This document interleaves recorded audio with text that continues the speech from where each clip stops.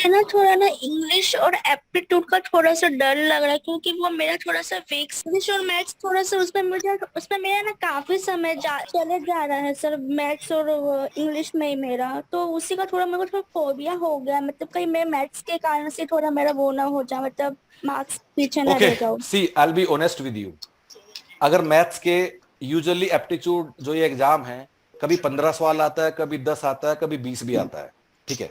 तो मैथ्स को जहां कट ऑफ हमारा 120 में से 75 से 80 के करीब है, वहां हम 15-20 सवाल कैसे छोड़ेंगे? ठीक है। अब जो डर लग रहा है उसका मेरे पास इलाज नहीं है, उसके लिए आपको मेहनत करना होगा। लेकिन अब उसके अंदर जाओ। मैथ्स में कम से कम कुछ आसान टॉपिक तो कर सकते हो, जी सर।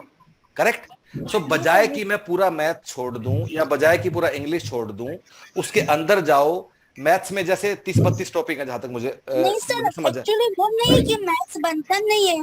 एक्चुअली सर ये है ना कि ना, बोल रहे हैं कि मतलब टेलीग्राम में कि तुमको ना काफी हाई लेवल का मैथ्स पढ़ना होगा, एसएससी लेवल का मैथ्स पढ़ना होगा, अब एसएससी देखो के देखो, मार्क सुनो, लगाओ तो। इन सब मुझे एक बात बताओ, इन सब बातों के लिए तुम्हें टेलीग्राम पे किसी दूसरे आदमी का ज्ञान क्यों चाहिए?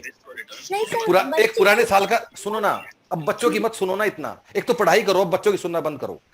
जी पिछले सर। साल के यूपीएससी के रिक्रूटमेंट एग्जाम के थोड़े सवाल देख लो, उससे समझ में आ जाएगा कि क्या लेवल है। एसएससी वैसेसी को गोली मारो, हटाओ अभी, ठीक है।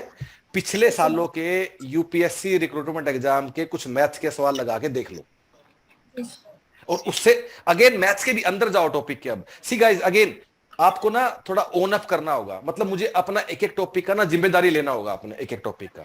टू आंसर योर क्वेश्चन, अगर मुझे तो ब्लैक एंड व्हाइट में पूछो, पर मैं टाइम वेस्ट नहीं करना चाहता।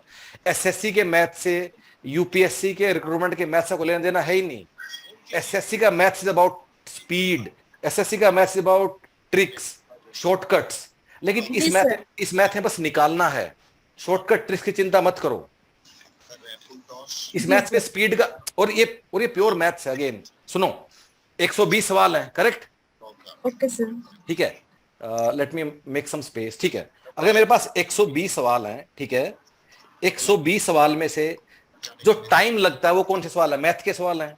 तो अगर मैथ के सवाल आते हैं, मान लो फॉर एग्जांपल 15 सवाल आते हैं हाइपोथेटिकली, जो मतलब एक्सपेक्टेड है, ठीक है।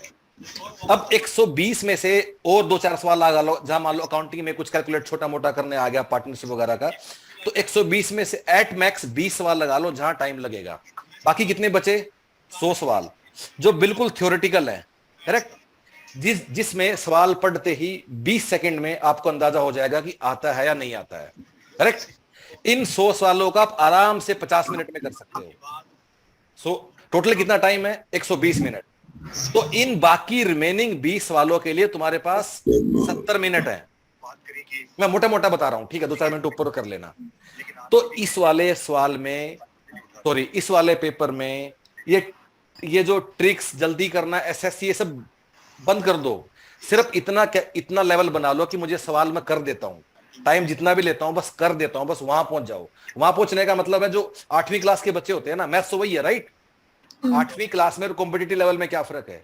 कि 8वीं वाला कर देता है पर वो अपना थोड़ा समय लेता है, कॉम्पिटिटिव लेवल वाला जल्दी करना होता है। पर इस वाले पेपर के लिए बस 8वीं वाला लेवल ले आओ, उतना ही काफी है, इतना कॉम्प्लिकेट करने का जरूरत नहीं है, ठीक है।